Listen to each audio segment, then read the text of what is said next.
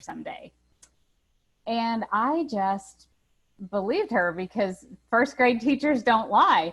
I was kind of a shy new kid in a halfway through the first grade, transferring to a school in Northborough, Massachusetts, and writing was something my new teacher spotted in me one day during an indoor recess because I was kind of too shy to get to know the other kids in this new classroom and ask somebody to play a board game with me or something. I guess I thought they'd say no and I would die of embarrassment or something.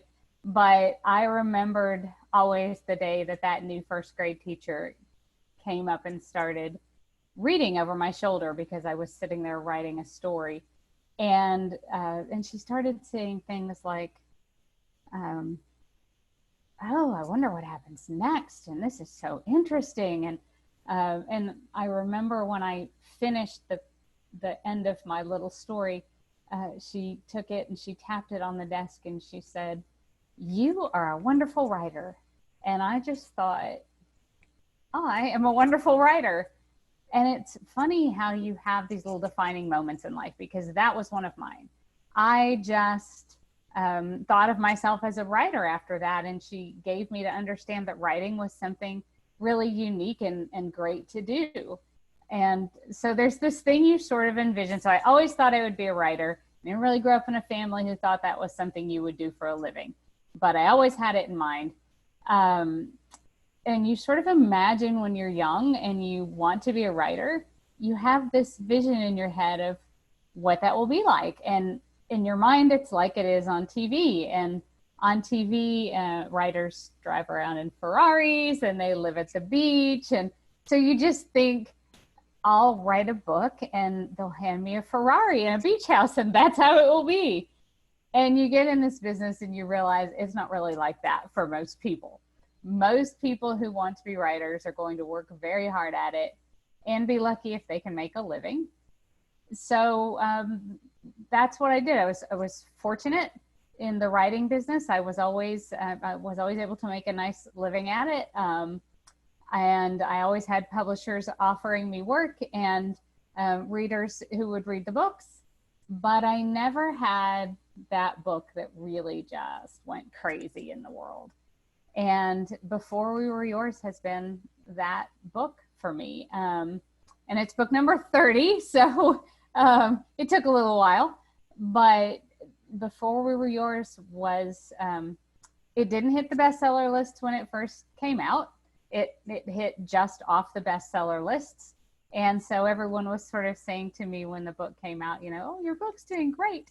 And they kind of quietly weren't saying, what they quietly were not saying is, but it didn't make the list. And I was thinking, my book is doing great, but it didn't make the list. And so it's sort of just genned along pretty nicely all through the summer, kind of holding its own. And we started to think, maybe when the book market softens up a little bit, it'll hit the lists. Maybe in July 4th weekend, because none of your big writers are going to put out a beach book on July 4th weekend.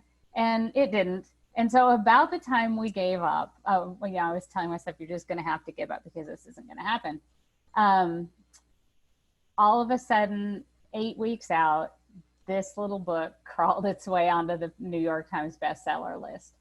And it wasn't because Oprah called or Good Morning America put me in their book club or anything. It was just people. It was just the power of people who told people, who recommended it to their book clubs, who put it in someone's hand in an airport bookstore, who shared it with the teachers at school or the people at work.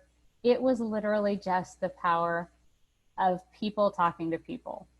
So there's a lesson in that, I think, right now, especially as we're talking about elections and voting and the ways we don't understand each other in this world and across different groups of people, there is still tremendous power in just ordinary face-to-face, word-of-mouth communication. The voices of ordinary people matter. This is just a little Power to the People book.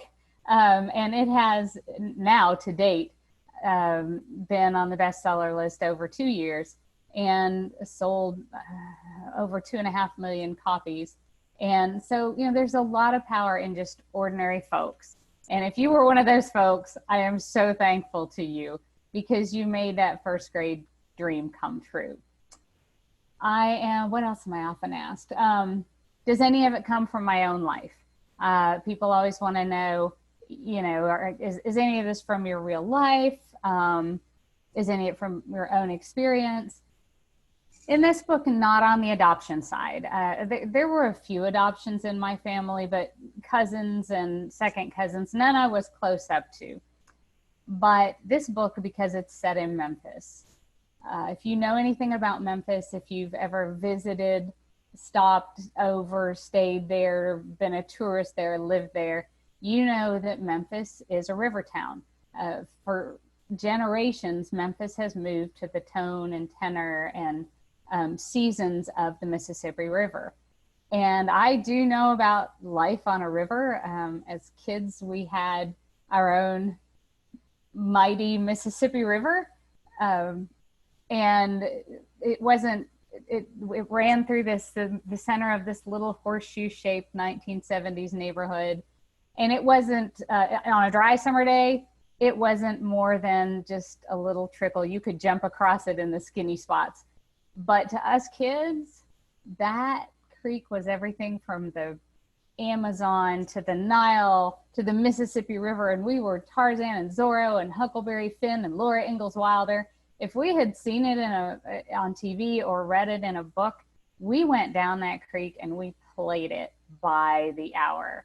And every so often, we would make a plan, because these were the days when we went out the door in the morning after we had our cereal, and nobody worried about us. As long as you were home by the time the street lights came on or whatever time your mama said supper was, nobody worried about us. Nobody looked for us. If it was lunchtime and we were hungry, we just went in the nearest house and the mama there fed us. So we were free to just roam and imagine and play pretend pretty much all day, and any time that we weren't in school. And every so often, because that creek was the object of neighborhood fascination, if you were a kid in Bridle Trail's neighborhood, every so often we would pack a backpack, and our activity for the day, planned and prepared for ahead of time, would be that we were going to go farther down that creek than any kid in the history of Bridle Trail's neighborhood had ever been. And we would set off in the morning with our lunch and everything packed, because this is an all-day affair if you're going to journey to the far recesses of the creek.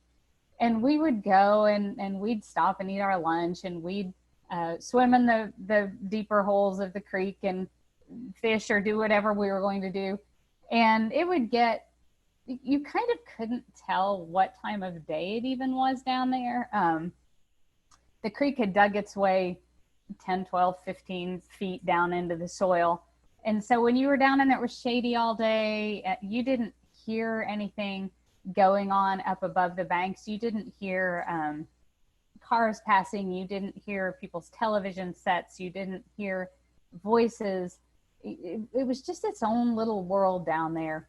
But it would get up in the evening, and we could kind of tell that because, it would get a little cooler down there, and we'd start to hear different birds and insects than we'd been hearing in the middle of the day, and the dragonflies would settle down and quit flying, and we would start to feel just a little bit uneasy, and we'd start to talk to each other about how we better get a sharp stick, because wild animals could be that far down the creek, or kidnapper, and we might need to defend ourselves. You never knew what could be that far down the creek. And so just about the time we would have ourselves really kind of freak out about it, the thing would happen that happened about that time of day, as it was starting to get dark and towards supper time in neighborhoods back then, the mama calls would go out across the neighborhood. So we would be in our minds looking for bears behind every tree, or or down in the Congo looking for lost tribes of man. And we would hear, Laura, Shelly, Lisa, coming out across the neighborhood. And we would come up out of that creek, you guys, and find out we were still in someone's backyard the entire time. But because that little waterway was such an insular world inside its banks, we were passing through people's backyards and we never even knew it. And that is exactly the world I drew upon to create these little 5 kids who are growing up on this shanty boat in the Mississippi River. They live in this very insular world. They're passing through people's backyards, but they don't really realize it. Shanty boating was its own community. They had their own places where they camped. They interacted some with the outside world, but for the most part, these people lived a very separate life. And that is the only world Rill and her siblings know, right up until they dock their shanty boat and their world intersects with what is going on in Memphis in 1939, which of course is where the story kicks off. People ask me how much of it is true. Where did I find out about the true history? How did I decide to write about it? Every story for me starts with some kind of a spark, and I don't know what it is ahead of time. I don't know what it will be ahead of time. If I went looking for sparks, I would probably never find them, but I know it when I hear it. When I hear something that I think that just lights my mind on fire. That is the fodder for a story. In this story, I knew right away when I heard about the true history that there are 2 very integral parts of this story. And just to put you in the mindset of that a little bit, just imagine with me now that it's the 1920s through the 1950s, the years this took place, this system of corrupt orphanages in Memphis that arranged these adoptions for profit to very wealthy and famous people. So it's the 20s through the 50s. On the one side of this story, you are a person who desperately wants to be a parent. You live in a culture where within about a year of the wedding, everybody has babies. It's just what's done. You watch your sisters, your cousins, your people you went to school with all having babies, but it never happens for you. You desperately want to be a parent. You maybe finally apply to your Catholic charities or your Methodist orphans home, whatever's around you. And, maybe because you have a divorce in your history, or maybe just because then you've gotten a little older, maybe because you and your spouse are of different faiths, or even different denominations of the same faith, it becomes clear after a while there is never going to be a baby for you. And because in those days, if you were not just the perfect thing, you would not be allowed to adopt. So about the time you think it will never happen for you, you hear about this place where you can go and you can make that dream come true just like that. And not only that, you're going to be able to pick hair color, eye color, age, gender, 1 child or 2. Would you like them to look alike? Or maybe one looks like your husband and one looks like you. I mean, it sounds like crazy science fiction, doesn't it? Just little ready-made children, exactly like their parents want. But these are the 20s through the 50s. So these aren't little clones or robot children. They're real kids. And while some of them are orphans, where the rest of them are coming from is the other side of this story. And you have to imagine that part of the story. So imagine now that you are a parent who's down on your luck. It's the Depression era maybe, and you've lost your farm, or dad has lost his job, or maybe you're a woman whose husband has died and left you with several kids to raise on your own, or maybe you're just a young girl who's gotten yourself in trouble with a man who is not willing to marry you. For whatever reason, you're needy, your kids are needy, you're desperate, you need medical care, you need food, something like that. You happen to be in or around Memphis, or that's where you live. You go to maybe a free milk and bread clinic for food, or a place you see advertised in the paper that advertises medical care for families or for young girls in trouble. And the people there are very nice to you. They probably ask you a few questions. Do you have any more children? Well, where are they? Well, where are you living right now so that when we have resources for you, we can find you? They might give you some papers to sign, which you maybe can or can't read because you may well be illiterate in these times. You leave that place thinking all your problems are solved. What you don't realize is that you have just crossed the radar of Georgia Tann and the Tennessee Children's Home Society. And someday, very soon, you may turn around on an ordinary day and your children may be gone. And if you even know what happened to them, if you have any resources to go and try to fight for them in court, you will be told by the judge, your children have been given to people who can give them more than you can, and you will not be getting them back. And if you still want children, you may as well just go out and have some more. That is the crazy reality of what went on in Memphis for 30 years. How did I hear about it? Completely randomly, up late one night working on another book. I knew I was going to kind of pull an all-nighter. So I left the TV on, but not the sound, so it wouldn't bother me while I was working. And about 2 a.m, this episode of Discovery Channel's Deadly Women cycled on the screen. And I looked up, and on the screen was this big white mansion house, turn of the century. I could tell it was about the 40s in this reenactment from the cars and the furniture and things that were shown. And this old house was full of babies and bassinets. And I thought, what in the world is this about? And so I turned it on and I took in this story of this one woman, Georgia Tann, and this scheme she engineered to create orphans and offer adoptions to people who could afford it.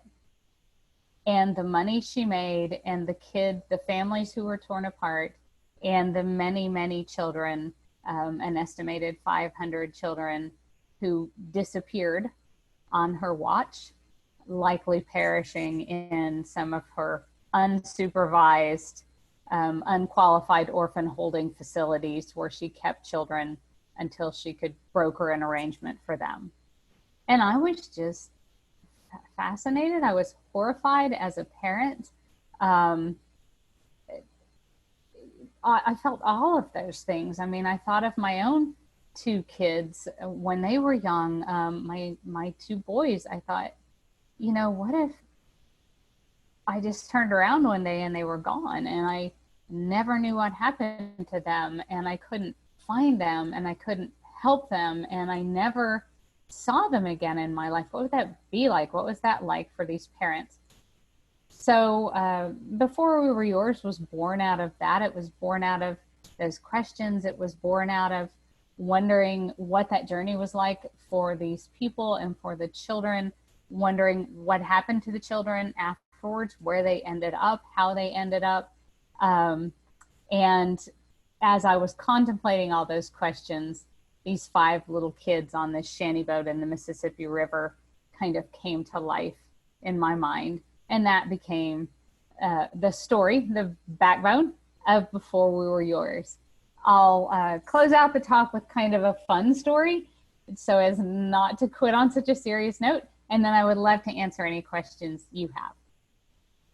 So people always ask about the research, and I can tell you more about the research in the Q&A if anybody wants to know. But when there's always something in every story that is difficult to research, that's a challenge. And it's never the thing you think. It's never the thing you think that will be hard. It's some weird little point that that you can't figure out. So in this one of the things that was tough was just propulsion on the Mississippi River. How are all these boats, large and small, getting around? We're at the end of the steam era. We're at the early part of the gasoline era. Things are changing a lot as we go. We're about to go into World War II. Things are advancing a lot. Things are changing a lot. And in particular, I needed for the friend of the Foss family, Old Zeed, the kind of old river sage, to have a motor on his boat so that they can take Queenie across river to the hospital and so that they can go up current later on. Most shanty boats would have probably just been towing a little skiff, a little rowboat behind them, but I needed for them to have something motorized. So I asked my two man children, who are avid fishermen, what kind of a motor would be on a boat in 1939. And they sort of looked at me like kids sometimes look at their mothers, like I was crazy, like we weren't alive in 1939, Mom, how would we know this? And so I did the next best thing, I Googled it. And on Google, I found a motor called a water witch. And I liked that, water witch. It just sounded, very retro and very kind of mystical, and like a water witch might dredge up the, all the secrets that are down in the sludge on the bottom of the river. And so I put a water witch on the back of Zeed's boat. It turns out that a water witch is the hardest kind of motor to research in the world, as far as I can tell. It was sold at Sears, so I thought it would be easy to find out about it. I even went to the boat motor / museum / barbecue joint / convenience store outside of Hot Springs, Arkansas, to see if I could see a water witch and find out how one worked. I can't, they don't have one there in case you ever need to know. I can't find out, how do you start this thing? How do you steer it?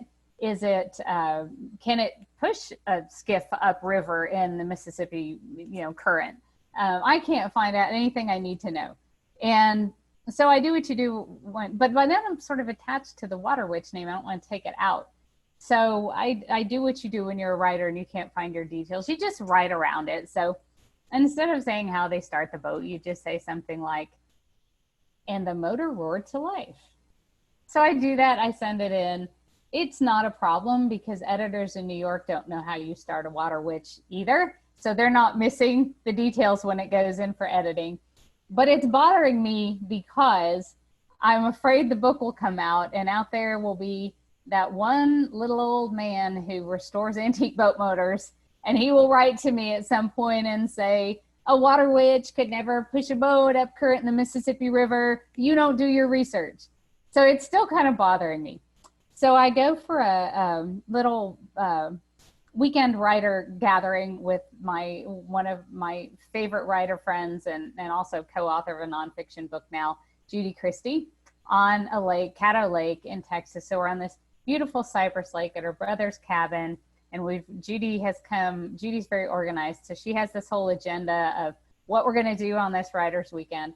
Meanwhile, Sam, the fisherman, is next door in his cabin.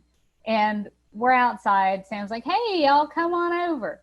We're like, well, no, we're working. And so we go out on our dock. Sam's on his deck. Hey, come on over. I've got iced tea over here. So this kind of goes on the whole trip. And at the end, Judy says, Lisa, we really need to go see Sam's cabin. He's worked super hard on it and he's so proud of it. And we don't want to hurt his feelings. So we go over to Sam's cabin. We climb the back stairs from the lake because everything is up on piers because of floods. And we climb up into Sam's cabin and I get in there and this place is like a fisherman's shack deluxe. The lampshades are fishing hats. The lamps are fishing poles. The cabinet knobs are bobbers. The toilet paper is on a giant fishing reel. So, I mean, this place is something else. So I'm taking tons of pictures with my iPhone so that I can show the man children what kind of fishing shack they can have if they stay in college. And I turn around to leave after all this. And there in the little bay window by the lake is Sam's desk. And beside Sam's desk sits this lovely motor on a stand. And I can see that it's got this beautiful Art Deco case. And I move closer and I can see the W. And I look at Sam and I say, "Is that a water witch?" And Sam's eyes get kind of big. And he says, "Yes, that's my 1939 fully restored water witch." And so I can't believe my luck. I get all my details. I actually get to touch it and see the water witch. And I take 2 lessons from that. One being, you never know when your research will fall out of the sky and land in your lap. And the second being, you should never ignore your neighbors. So that's a little bit of the behind the scenes of Before We Were Yours. And I would love to answer any questions you have about anything related to the story or writing or anything else. Okay, we're ready. We have some really good questions, Lisa. Yay. We're going to start with an easy one. What are a few of your favorite books? A few of my favorite books. Golly, all-timers, all-time favorite books. To Kill a Mockingbird. I was always a Mark Twain fan growing up. I was also a horse crazy little girl, so I could list off a bunch of horse books, but I won't. I grew up in that period when everything on TV was historicals and westerns and that kind of thing. So I was a huge fan of anything like that. But I'm also, as a later in life, or as an adult reader, a huge fan of Zora Neale Hurston, Eudora Welty, Pat Conroy. I love the richness of Southern voices.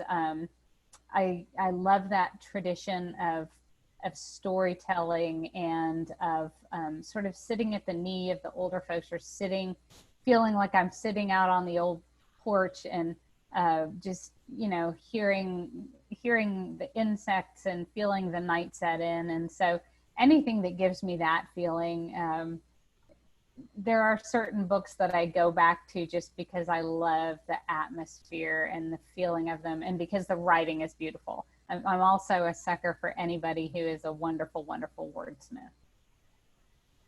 Great, thank you. This question comes in, and I've read novels like Before We Were Yours, where the chapters alternated back and forth between storylines. When writing, did you write one storyline ahead of the other, or did you write them more along the lines of the order we see it in the book? And also, did you find the format especially challenging? I love that. I love dual timelines interwoven into a story. It is challenging to write, I will say, because it gets somewhat technical, making sure the 2 stories are proceeding in a way that makes sense with each other. I am a very linear writer. I know people who do it all different ways, and there is no wrong way. I mean, the right way is whatever works for you as a writer. But I know people who will write the entire historical story and then thread in the modern, or vice versa. I am very linear. I really am discovering the story as I go. I have a very vague idea of the 3-act structure and sort of the skeleton of the story as I start out, but I'm discovering a lot of things about it and about the characters as I work. And they come out of, as I'm working, they come out of life, things that are happening at the time when I'm writing. So it is a journey of discovery. So I wrote it exactly as you're reading it, other than what was changed in editing or whatever. But so I would literally, I write about a half a chapter a day. So it would literally be 2 days with Avery and then 2 days with read through it, just in the same order that you're reading it. Great, thank you. Another question is, do you have any siblings? And if so, did you draw on those relationships when writing this book? I do have siblings. I write about sisters a lot, probably because I always wanted some and never had any. I had two brothers, and I was the caboose kid. And so I was the one that they would say, hey, Lisa, we're all going to go play in the empty lot next door. You run and tell mom. And every time I would run in there and do it and come back out, and they would all be long gone. So I spent a lot of time sitting around and entertaining myself, which is part of where I learned how to imagine stories. You know, and imagining things like giant dragons that eat big brothers who are nasty to their little sisters. Okay. And so, you know, I was usually the one getting conned by all their schemes, getting left out of most of their games, and wishing the big kids would let me come along. So that's the perspective I understand sibling relationships from. But I love, you know, I have girlfriends who are like sisters, and so that's, I think, where that sister relationship comes from for me, and cousins, you know, that I grew up with, and girl cousins. And so I have to draw on that a little bit because I didn't have sisters like the Foss kids experience. Okay, thank you.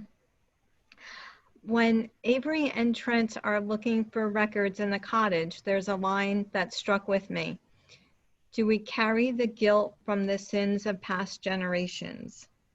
And the question is, would you mind sharing your own thoughts on this? You know, that is an interesting question. And it's one of those things I think we're talking a lot more about now as we sort of reckon with our past history in this country. And, you know, what do you do about something like that? And I think we carry the legacies from past generations if we're not, especially when we're not aware of them. And that's one of the things that I think is happening more and more today. People are not, because we don't sit at the knee of the old folks anymore, because our families are so fractured, we don't know where our families come from. For years, I worked with kids in that high school senior year, just about to go out into the world. And it was shocking how many of them had very little knowledge of their family history, of where their family came from, of other things, just like the history of the town or the community, which is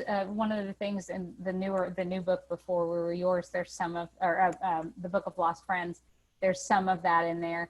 You know, people wonder why kids don't uphold the family name, or why they don't respect property in their community, or things. You know, they don't know the stories a lot of times. They don't even know what the sins or the accomplishments of the past generation were.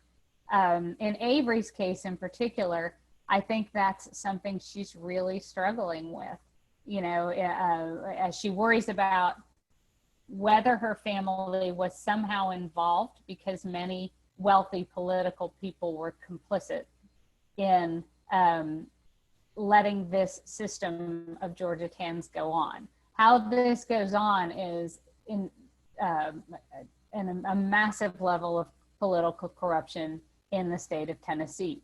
Boss Crump has Memphis, Boss Crump has the state of Tennessee.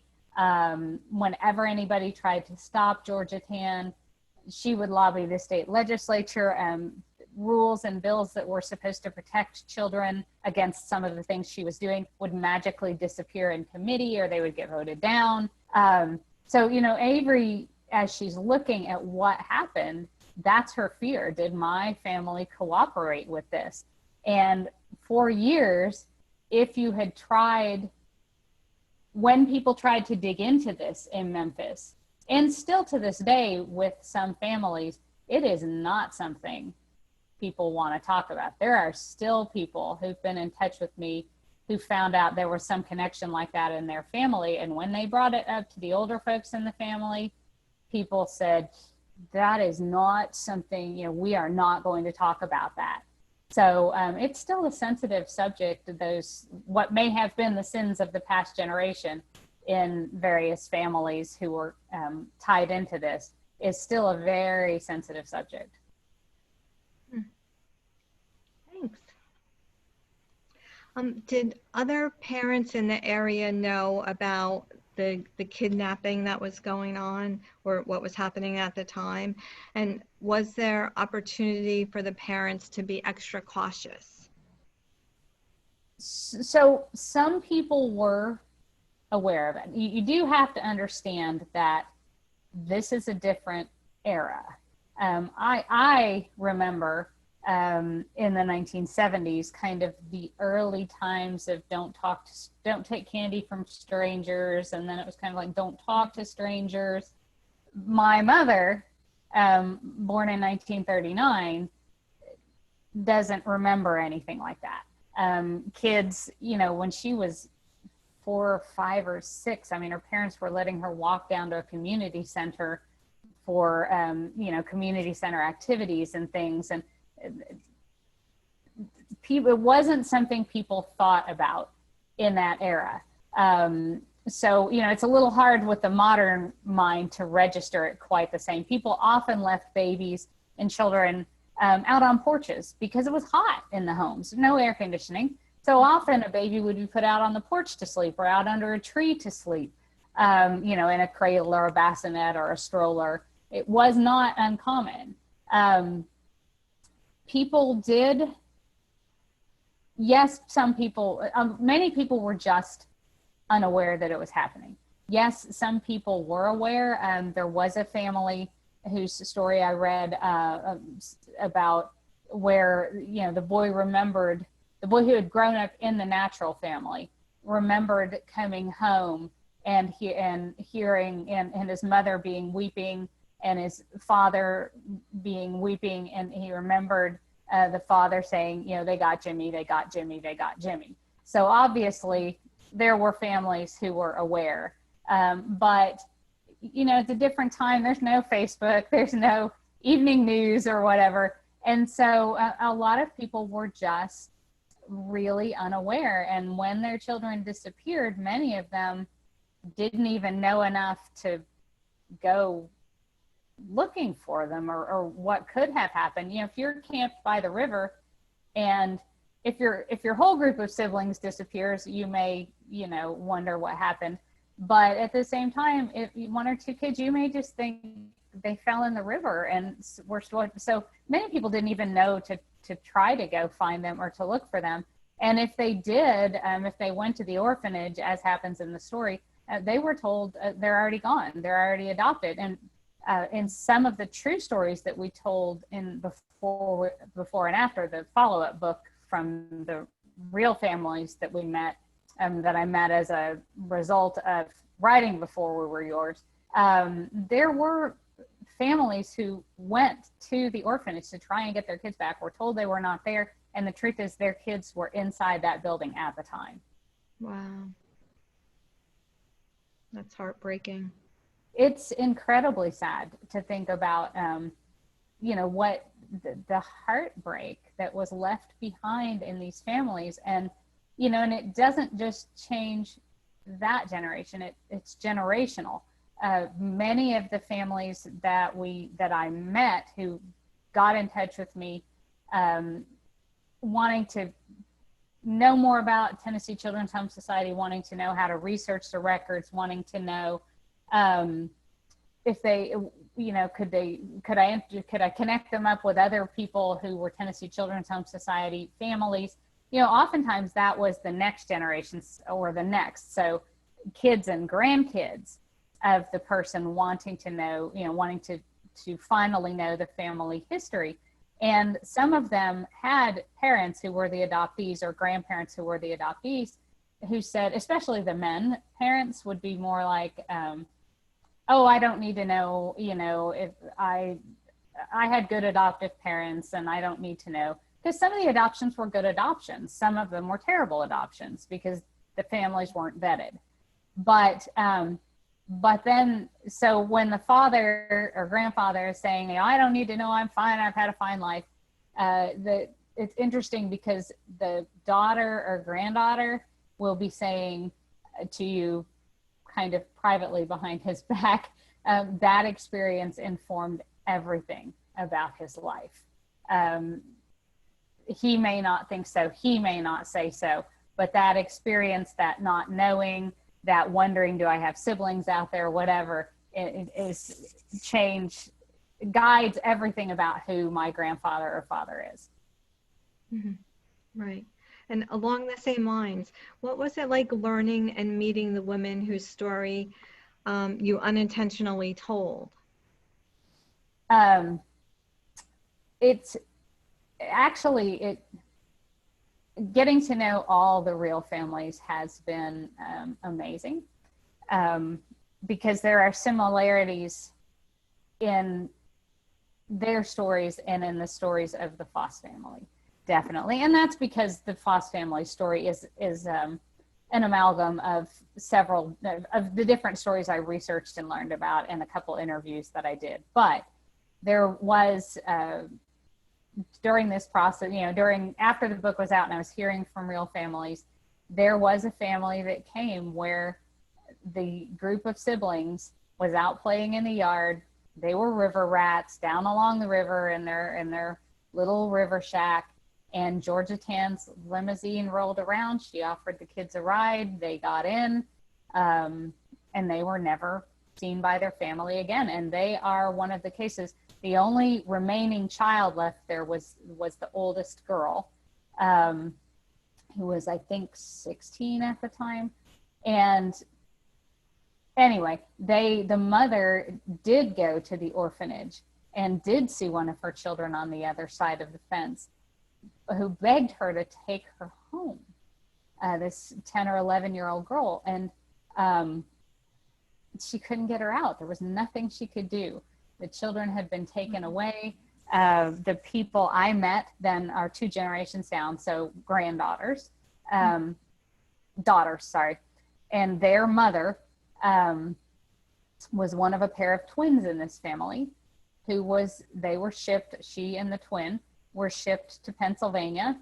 The adoptive parents were told they were 2 years younger than they were because Georgia Tan would change things to make children more marketable, to fit the adoptive parents.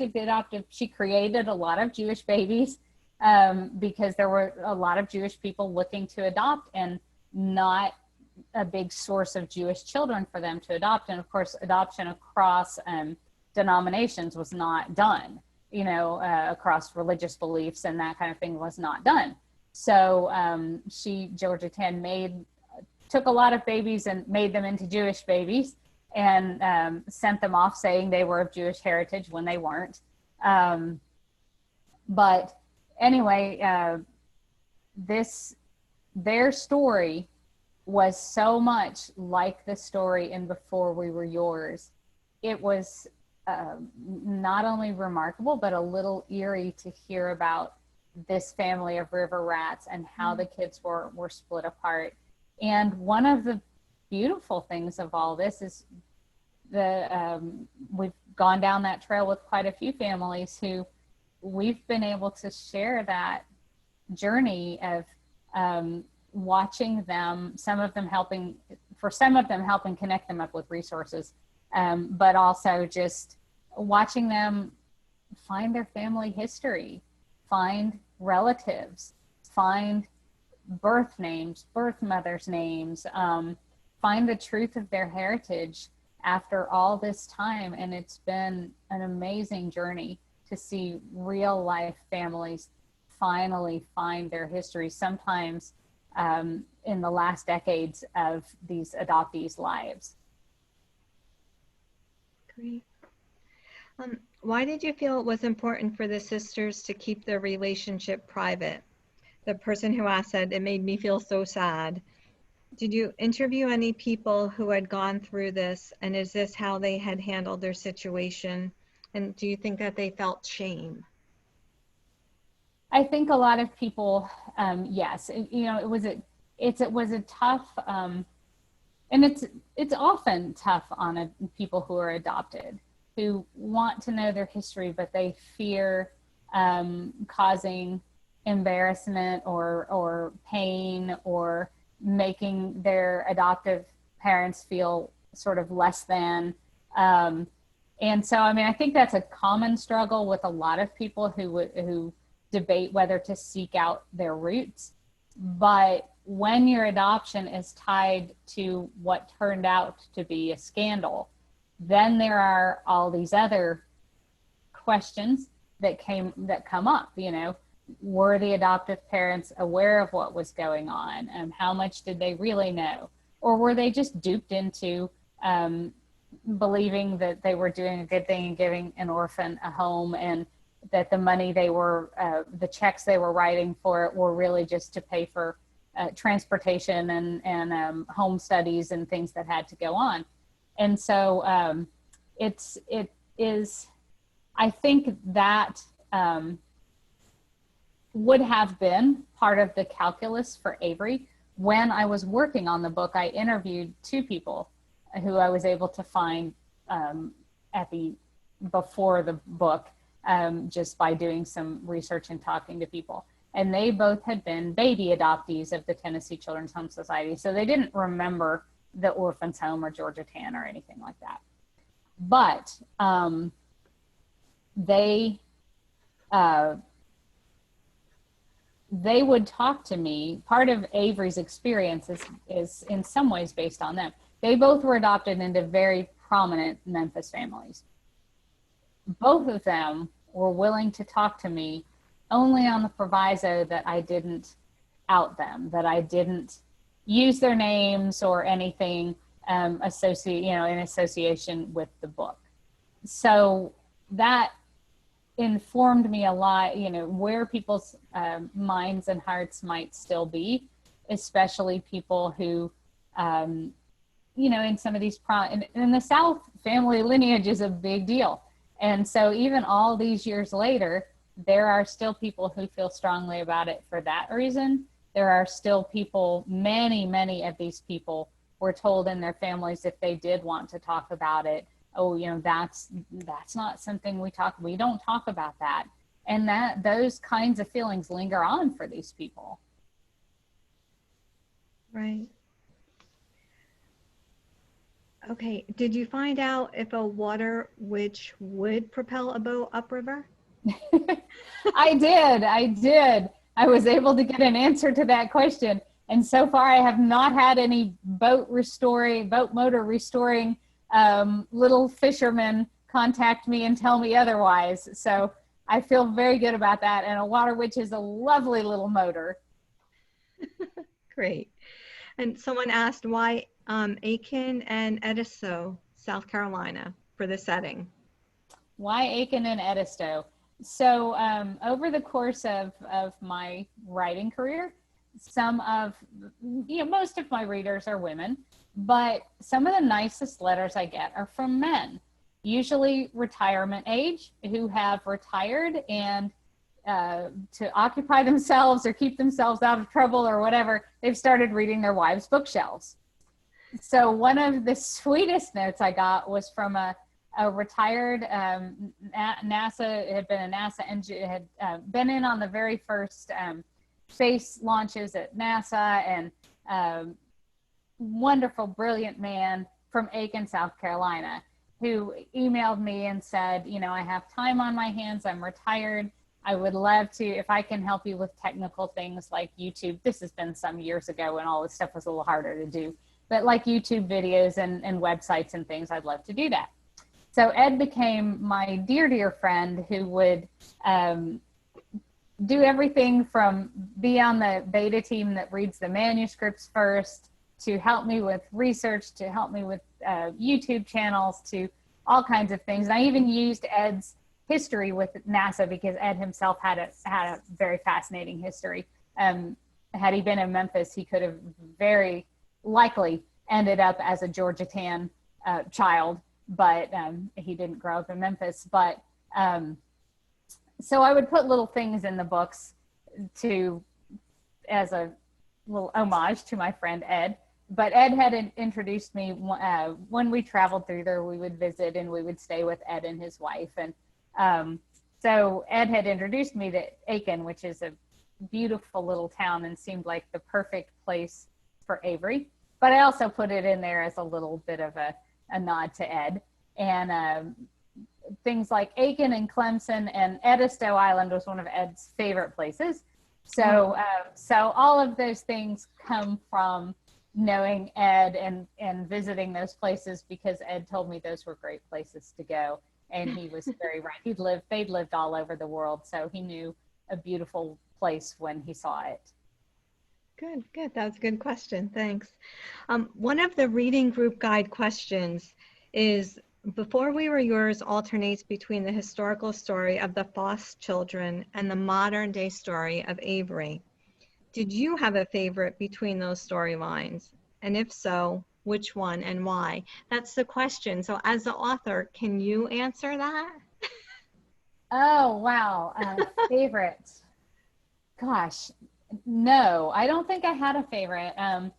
I equally am invested usually in both stories. I mean, I would say definitely writing the children's story was more emotional, because one of my ties to this book was definitely as a parent. I love writing, and I love the research and I love history, but there's no job I loved more than being a mom to my two little guys. If I could have frozen them in time at about 9 and 5 years old, like that, but they grew up and now they're the great big hairy-legged man children.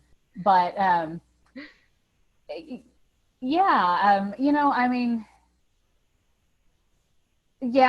had a more of an emotional tie, I would say, to the story. I didn't really have a favorite, but I was very tied or very emotionally invested in what would happen, what was happening to the kids and how they were getting through this experience. Mm-hmm. Okay. I'm kind of skipping around a little bit. What's your favorite of all the books that you've written, and why? Oh gosh, that's like, what's your favorite child? It depends on which day it is. My sentimental favorite will always be Tending Roses, which was my first big mainstream novel. The reason that one will always be my sentimental favorite is because the stories in it are my grandmother's real stories. My family will have you know, the book is fiction. We're not as neurotic as that family in the book, but the stories the grandmother tells are my grandmother's real stories. When she came to visit me when my son was tiny, and he was the first, he was the numero uno primo, first baby of his generation in the family. And the family had been waiting quite a long while, because I'm one of the youngest grandchildren. And so they've been waiting a long time for a baby to come along. And my grandmother came to stay with me, and she just began to pour out these stories of her young life. And they were things I never knew about her. I did not know that I was just this one gap generation away from poverty and illiteracy and abuse and families living with mental illness. And I never knew that about my grandmother, because by the time I knew her, she had married up, as they used to call it in those days, which actually meant she married a self-subsisting farmer who owned his own farm. But from where she came from, that was marrying up. And, so she just, like a lot of people, I think, who had it really hard during the Depression era and in childhood, she didn't talk about that stuff. We just thought that she was, that she liked to lecture us kids about, how spoiled we were and how easy we had it and how we didn't appreciate things enough and all that. I never knew the kind of deprivation my grandmother came from. And so, you know, Tending Roses is a little bit about that journey, and the stories that grandmother's writing and leaving for the granddaughter to read are really my grandmother's stories. And it really was something I wrote at the time in life when I had these, you know, this first tiny baby, and all of a sudden I couldn't do the things I wanted to do, and the baby just wasn't reading my memos about how the schedule should be, and you know, how was life ever going to be normal again, and all those kinds of things. And so it will always be my sentimental favorite. Now I see it kind of from the other end, like I'm the old lady in the grocery store telling young mothers, oh, enjoy it, it goes by so fast, and they grow up and leave the house. So I've kind of come full circle with that book. Great. Does your first grade teacher know what a successful writer you've become? Yeah, that was one of the highlights of my career, was getting the chance to tell her. Mrs. Crackhart, I only had her for a few months. We moved from Florida to Massachusetts, which, if you've lived in Florida your whole young life and you move to Massachusetts in the middle of the winter, that is a shock. But we learned to ice skate and toboggan and sled and all those things we had never done in Florida. And then we moved again toward the end of the year. So I only had Mrs. Crackhart for a little part of the year.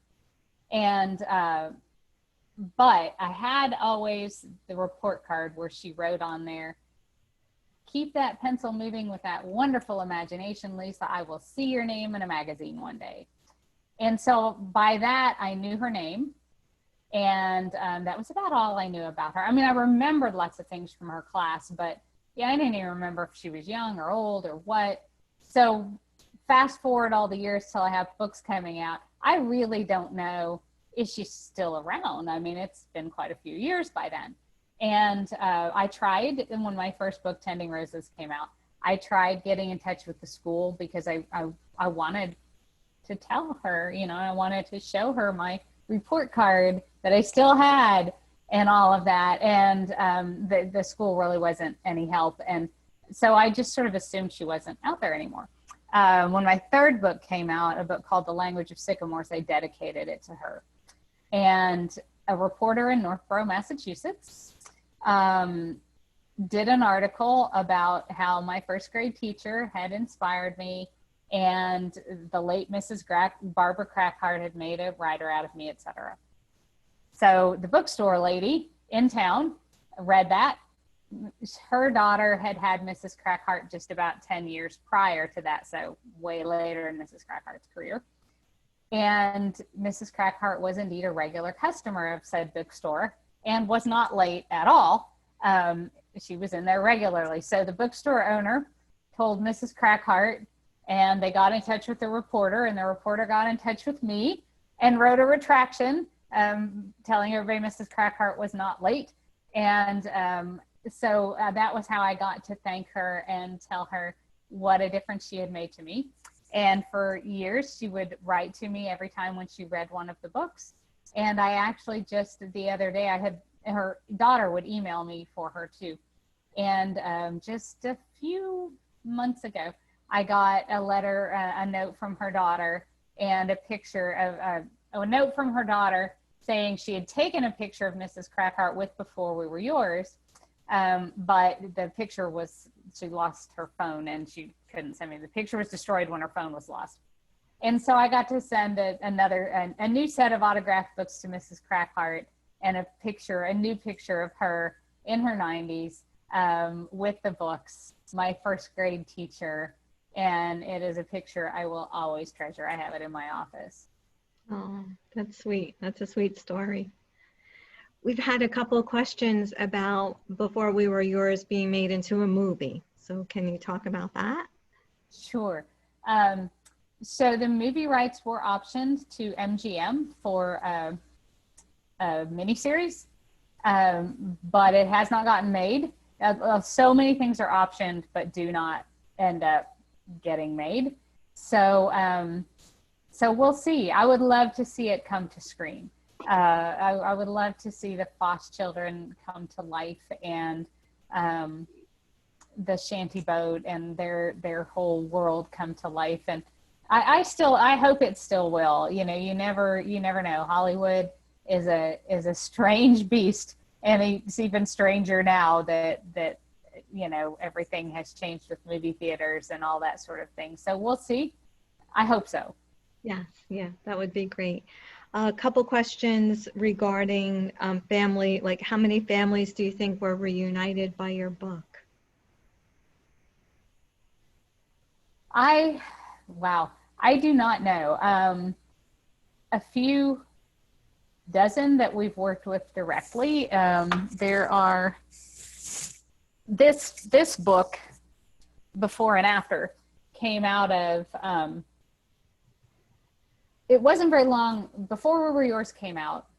Even during the first book tour, as I was traveling around, people started showing up at the events with their what we call adoptee Bibles, what my co-author Judy Christie and I ended up calling their adoptee Bibles, which is a notebook or a crate or a wheelie briefcase full of all their materials, from trying to find out the truth of their adoption, and their forged Georgia Tan birth certificates and the letters, creepy letters Georgia Tan wrote to their adoptive parents, and, you know, sometimes pictures of reunions with siblings and all their documentation of what happened to their family. And by the time I got home, people were starting to write to me and send me that stuff via email attachment and ask, would you ever get some of us together? And some time went by. Life was very busy by then. The book had made the list. I was traveling a lot. And every so often a new family would come along and send me their story or a piece of their story and say, you know, have you heard from any of the other kids? And because there's no clearinghouse for these families to find each other by. There's no Facebook page or place for them to find each other. So I'd heard from several dozen then, and some of them had known their family history for years. Some of them literally read the novel, thought, gosh, you know, my dad was adopted in Tennessee, and went up and got out that old envelope of paperwork or whatever that had been sitting around the family for years, and realized their parent, grandparent, whatever, was a Tennessee Children's Home Society baby, which likely means the neat little story that the adoptive parents had been told about, you know, a young unmarried couple who got pregnant and then died in a car wreck and couldn't raise the baby, is not true. And their parent or grandparent may have had siblings, and there may be a bunch of relatives out there to be found. So anyway, this went on for a while. I was finally scheduled to go speak in Memphis. And I thought, you know, if you're ever going to do this for these people, this is the time, this is the place, this is the one intersection of all their lives, is Memphis, where these kids were distributed all over the country from. And so we kind of, on a wing and a prayer, let everybody know we were going to have a Tennessee Children's Home Society reunion while I was in Memphis for this speech. We were it was March or April. I was going to go speak there in June. I didn't know if people would come. I mean, it's kind of terrifying, but sometimes you have to kind of step out and do the things that you're scared of. So we put the word out. About that time, I was talking with my writer friend, Judy Christie. We have these phone lunches, and I knew it was a shame if we brought these people together and didn't take down their stories, because the people who are the adoptees who are still around, these stories are going to die with them at some point if the stories aren't told. And so we were at the finish of this phone lunch, and I asked Judy, I said, yeah, there's this thing I'm going to do, and I don't know how it's going to turn out. And so I told her about the reunion, and that people were already saying they were going to come. And she said, oh, when's this going to happen? And I said, well, I asked her if she would want to come and write the stories. Judy's an amazing journalist, and I just knew she had the chops to do it, and that I wouldn't have the time. And it's been a long time since I've done journalism type work. And anyway, so she's like, yeah, I'd like to be involved with that. And she said, when's it going to happen? And I said, June. And she said, okay. No, wait, what? This June? And so, but bless her, she cleared her schedule and she jumped on board and she started doing phone interviews, and she flew around the country to do interviews with some of the adoptees who were too elderly to travel to the reunion. And she came to the reunion, and that's really what the story of Before and After is about 15 of 15 or so of the families who came to the reunion, and their stories and what happened at the reunion. It was an amazing experience, because so many of these people had been discouraged in their lives from telling their stories, from talking about it, because it's such a scandal. And there's such power in just having people want to hear your story and having people value your story. And so we had the most amazing weekend, and that was the backbone of this book. And then when the book came out a year later, we did it again and had even more families who hadn't been there for the first reunion, and just had an absolutely glorious celebration of these amazing, resilient people who went on and made lives for themselves after their lives were turned upside down. Right.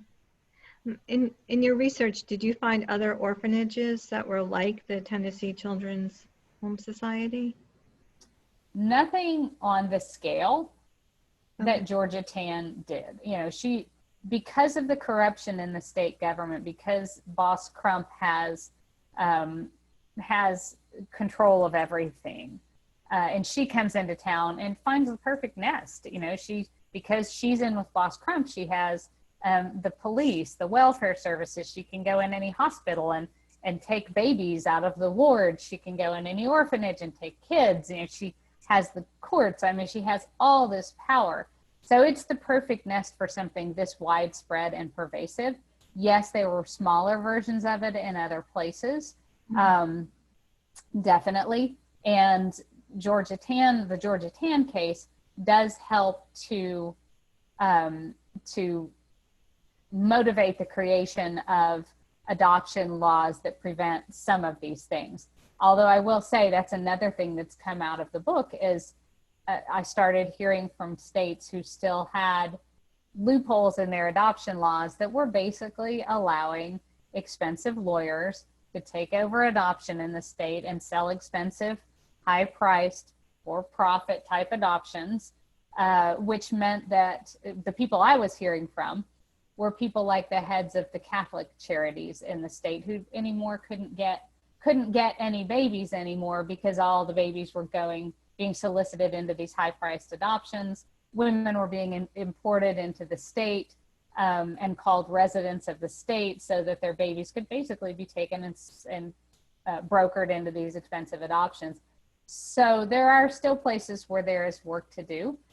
We've been able to help in some small ways with some of that. Right. Okay. We have a couple of questions that relate to advice. Like, what advice would you give to aspiring writers that you wish someone had told you when you were writing your first book? Oh gosh. Yeah, a few things. One thing, when you finish that first book and you're going to go through the process of sending it out, looking for a publisher, which is, most people start there. Get busy and write a second book, for one thing. Because, if the first one sells, great. You'll have a second book in the queue. If the first one doesn't sell, you've probably learned a lot from it, and you will have a second book written.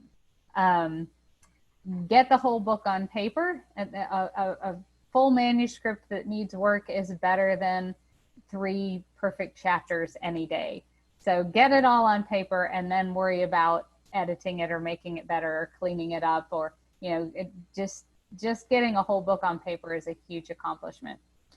The one thing that helped me the most was something I didn't learn until after. Book 2 is a really hard book for a lot of writers. Book 1 is the one you write in the purity of your own soul with no book contract on it. You don't know who the editor will be. You aren't thinking about what will the reviewers say and what will people on Amazon think of it or whatever. It's just you and the story. Book 2 is the book you write for a lot of people, is the book you write on contract. You've got an editor in your head. You're thinking things like, oh, she doesn't like cats, so I probably shouldn't put a cat in the story. There are all these, what will people on Amazon say? What will Publishers Weekly say? There's all these things in your head, and all this kind of weird performance pressure, and there's a deadline. And so book 2 kills a lot of people. So book 2 for me was a book called Good Hope Road. And it was the only book that's ever been a tear apart job, a scrap job after it was written for me. In 30 books, it's 32 books now. It's the only one that just, it just had to come apart. And about the time I had struggled through getting this book in the kind of shape it needed to be, I stumbled into, at a writer's conference, a class on 3-act structure. It was actually a class for screenwriters. I didn't intend to go to it. I was in the wrong room. But the door was at the other end of the room by the time I realized that, and the speaker was at the end by the door. And so I thought, well, I'm just going to sit here and listen to this class on screenwriting because I didn't want to embarrass myself and get up and leave. But it's one of the most valuable thing I ever did, because I learned 3-act structure and then went on to teach some classes in it and stuff later.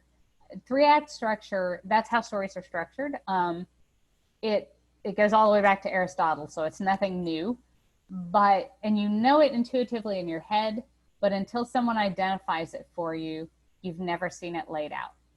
And so if you're curious about that, and you're a writer, you can go to my website. I don't teach the class anymore, but the worksheets from that are on the writer's tips on the 3-act structure button. If you click on it, you'll get the worksheets and the pieces for that. And, I use a very simple 3-act structure type of outline, but take that thing and analyze some movies, analyze some novels, and you'll see how it works, and it will help you, whether you're a writer who likes to plan and plot and sketch everything out ahead of time, or whether you're a writer who kind of is very seat of the pants and discovering the story as you go. Having 3-act structure in the back of your head will help you. Okay. And also, if you wanted to publish a book, where would you suggest going to? So that's a much bigger question than it used to be. It used to be traditional publishing, royalty paid publishing, was really the only game in town. So that's your Random Houses and your big HarperCollins, your big publishers. And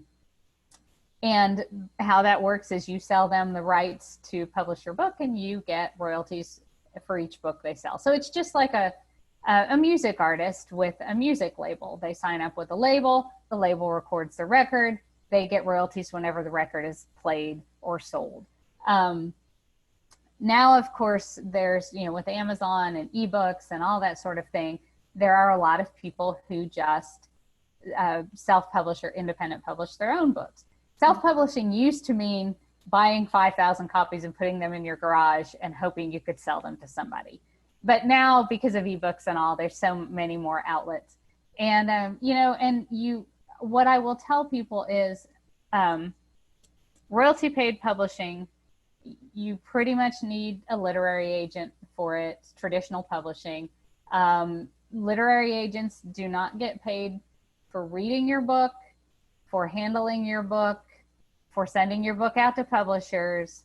They make their money. They're like a real estate agent. They make their money when they sell your book. They get a percentage of what you get when your book gets sold. So if somebody's going to agent or publish your book and they want money from you for it, that's not legit. That's not how it works. If you intend to independent publish your book, then yes, you can hire basically publishing services. You just need to make sure that what you're doing is legitimate, because lots of promises are made um, that are not for real. It's very hard for major publishers to make a big financial success out of a book.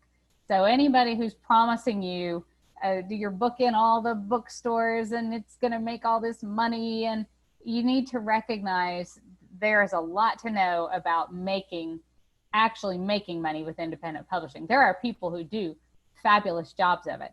They have groups and independent publishers association, or independent publishers association, and contests. And so there are people you can ask who've been successful at doing their own publishing. Don't just jump in there to somebody you see in a commercial on TV or something, because it's the same as, do you want to be a fashion model? Come, give us this money, and nobody is going to make me a fashion model. It's not going to happen. I'm 5'3" tall. So, there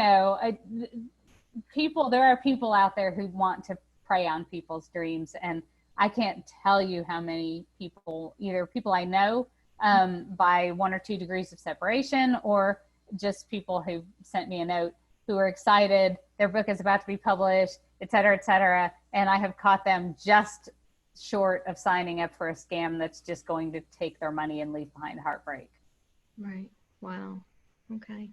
I'm going to ask your indulgence for one more question. I have a couple of comments that are really good that I'd like to read, and then we'll end if there's anything that you'd like to sum up. So the fun question is, do you have a Ferrari? The funny thing about that is, I kind of, in all these years of, like I said, just having a nice career. I mean, I did better than I would have done with my practical college degree that my parents insisted I get. Mm-hmm. But I wasn't in the Ferrari zone as an author. And then I eventually kind of outgrew the Ferrari zone. So no, I do not have a Ferrari. Okay, thank you. One of the comments is interesting. It's in the Q&A, but it is actually a comment from Margaret Kosner. And she says, Lisa, I am on this Zoom chat, and it was my mom's story that you were talking about. Yes, my grandmother did go to the orphanage and tried to get her 6 kids back and had to sign them away. My mom was one of the twins. Thank you for telling these stories and helping us to find my mom's family. So I thought that was sweet. I'm not sure if you know Margaret. You do? Yes. Oh, yes. One of the wonderful things about all of this is I've some beautiful friendships have come out of this with these families. We're all we've all been connected on this journey, and some of the families have gone and done speeches with me and told their part of their real family story, and done Zooms with me and things. And so, one of the beautiful things about books and stories and book clubs and writing fictional people and sending them out there in the world is, they kind of take real people by the hand and bring them back home, and you make these new friends. And this book has been just nothing but a blessing. Mm-hmm. Okay. And there's one question that touches upon an actress. It says, I did some research. Joan Crawford adopted twins from this adoption home. I found this so interesting. Was this a part of your book without mentioning names? Certainly the celebrity adoptions were a part of the book, and there were a number of celebrities. Joan Crawford, June Allison, Dick Powell, Smiley Burnett had 5 kids from Tennessee Children's Home Society, one of whom is profiled in the book Before and After. So certainly that is part of what's in the story. The Joan Crawford adoption is obviously not the basis for, and a lot of people ask me if Christina Crawford, the Mommy Dearest author, was a Tennessee Children's Home Society child, and not according to anything I've heard. She came from a different orphanage, but the twins did come from the Tennessee Children's Home Society. The word, Georgetown would cultivate good markets and people would hear about it from other people. So she cultivated the Jewish market a lot, and people would hear about it through their synagogues, through their rabbis, through the grapevine, through family members. We know you've been looking and you kind of want to adopt, and here's what my cousin did or whatever. And it was the same in Hollywood. There was a club called the Maskers, which like theater masks, that was people in the industry. And there seems to have been a lot of connection through the maskers between people who distributed this information on this woman. And then, of course, she was also very smart about publicizing these cute pictures of kids, parents with their cute kids, the kind of things that tug on the heartstrings. And you, as an average person, the finest people are doing it. The biggest politicians, the actresses and actors, of course you think, well, this must be the most reliable way in the world to adopt because these people are doing it. So she was an incredibly diabolical, incredibly clever manager of this. She was an incredibly good criminal. Right. Yeah. Okay. Well, thank you. And I'd like to thank everyone who sent in their questions. We really had quite a few. I hope that I've covered all of them. And if I missed your question, I do apologize. Thank you for joining us. Thank you to Lisa Wingate for being here to discuss your book with us. It was really, really an interesting community read book. Thank you for your time. It has absolutely been my pleasure. Thank you so much for having me. Happy reading. I know it's sort of a strange, somewhat off-base, lonely time for a lot of us. And, I think books and libraries switching over to Zoom are a lifeline for all of us. We still need that face-to-screen communication, I guess, that face-to-face the best we can get it. So I really think what you're doing, providing these types of opportunities for people, is incredibly valuable. There are so few places where we do community anymore, but books are still one of our community ties. Yes. And would you like to mention your new book that's out? The library does have 2 copies. Oh, twist my arm. Sure. So yeah, the Book of Lost Friends. This is my pandemic book. This book came out April 7th. So literally the entire book tour was planned. I was to be traveling all over the country. All these wonderful events were going to happen. I was going to go to the warehouse in about the 3rd week of March and sign thousands of these that were going to go signed to bookstores and all these things.